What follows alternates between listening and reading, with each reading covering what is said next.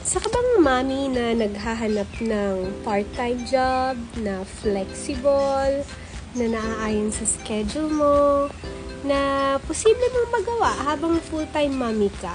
Well, don't skip.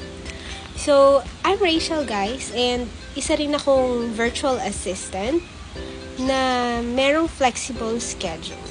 So, alam ko, karamihan talaga ng virtual assistants ay ginagawa ito full-time. But since I take care of my kid and I'm in the house, I decided to check yung mga virtual assistant agencies na nag-a-accept ng part-time. But then, I failed a lot of times before ko nahanap yung virtual assistant agency na nag-assist sa akin para makahanap ng client ko.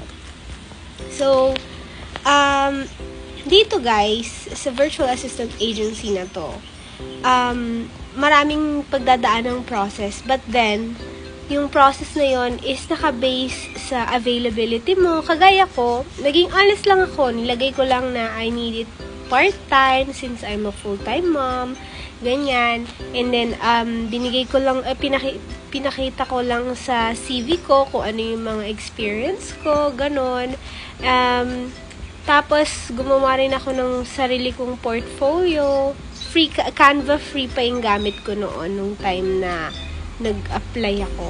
Pero ngayon kasi naka-pro na ako since I do my job regularly with Canva na.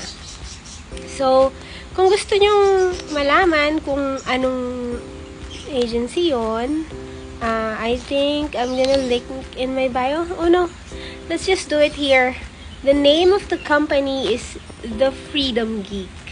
So, The Freedom Geek, guys, ang karamihan ng kinikater nilang clients is from the UK and Australia. So, hindi ka na magkakaproblema sa oras kasi konti lang time difference natin. Hindi kagaya sa US na baliktad talaga yung oras. Pero meron na rin silang mga US clients ngayon. Unlike before na UK. So, bali, sa kanila guys, parang nakadalawang interview lang ako.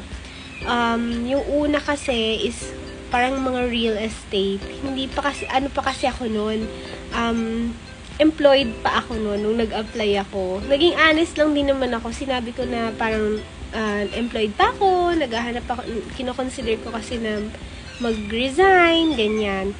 So, siguro parang naano rin sila na parang hindi pa swak yung schedule ko.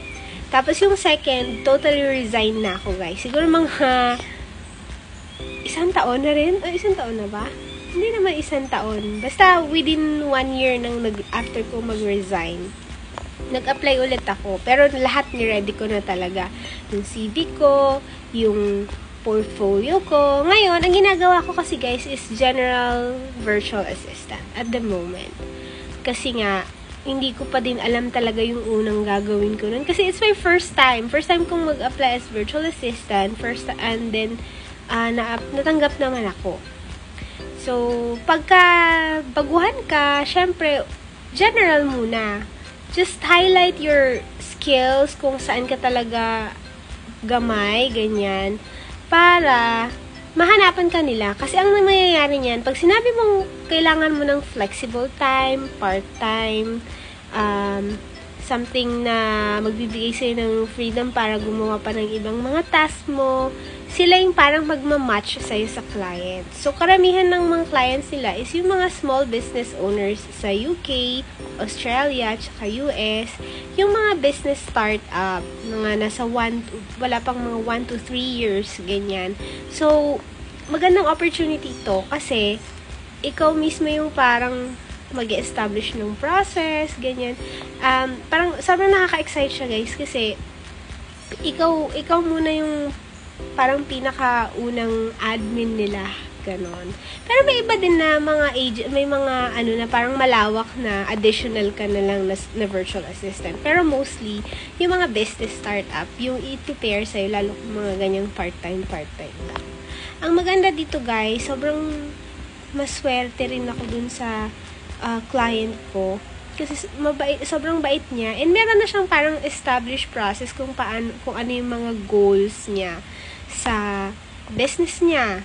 So, ngayon, parang ang ganda ng dynamics Kaya if you guys want to try, search nyo yung Freedom Geek, or I'll see if I can put the link in my bio also. Basta, yun lang. Gusto ko lang i-share kasi, ayun nga, kahit pa paano, hindi kalakihan yung sweldo, pero meron akong extra income to support. Kasi ang hirap pag one household income lang kayo.